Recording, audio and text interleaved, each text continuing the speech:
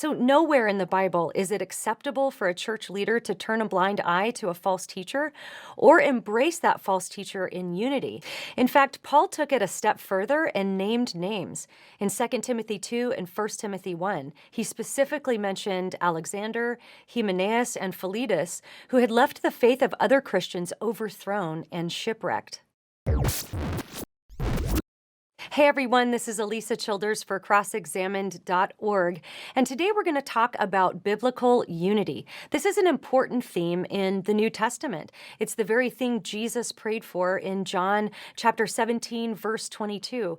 This is what Paul actually sought to actualize among the first century believers.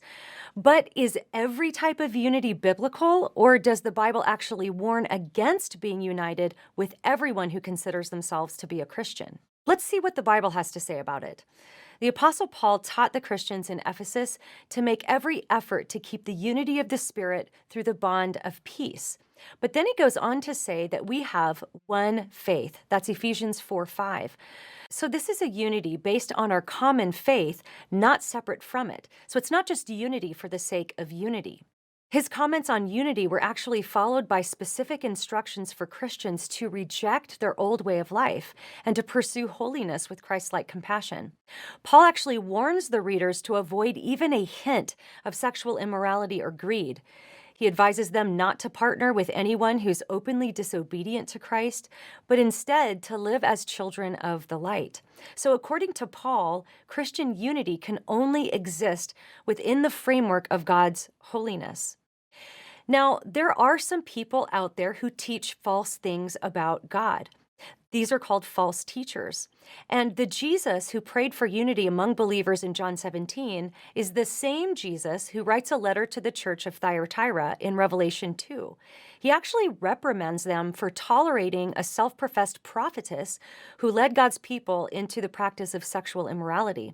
He didn't command them to remain in unity with her, even though she identified herself as a Christian, but he actually rebuked them for tolerating her. In his epistle, Jude had no interest in keeping unity with false teachers, but instead he encouraged the church to identify and actually remove them. He warned of ungodly people who had crept into the church unnoticed and had turned God's grace into a license to sin. He pronounced woe on them, and he warned believers to persevere in their faith. In Titus 1:9, Christian leaders especially are tasked with guarding the church. It says this: "An elder must hold firm to the trustworthy word as taught, so that he may be able to give instruction in sound doctrine and also to rebuke those who contradict it." This is followed by an astonishingly pointed remark: "They must be silenced."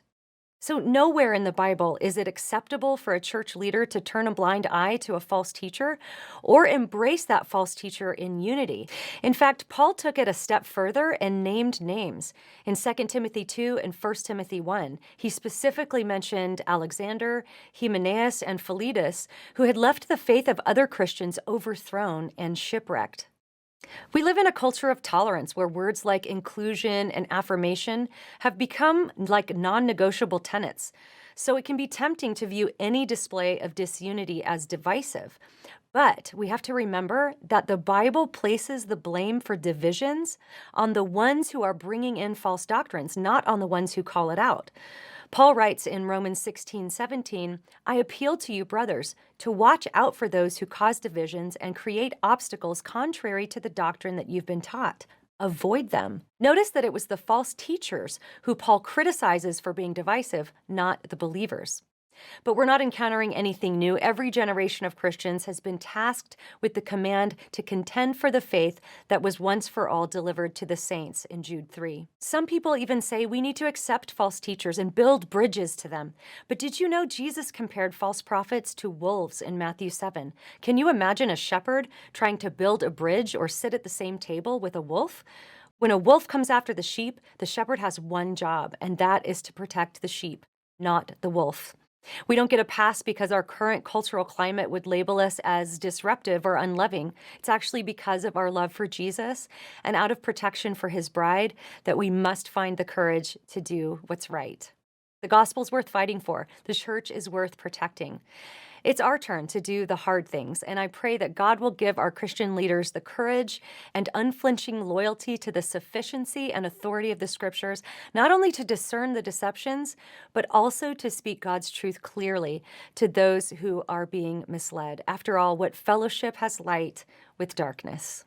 If you'd like to learn more about me and my ministry, you can go to 𝗧𝗧𝗘𝗗𝗏.com. I'm on YouTube and Facebook and Instagram at 𝗧𝗧𝗘𝗘𝗏, or you can go to crossexamined.org.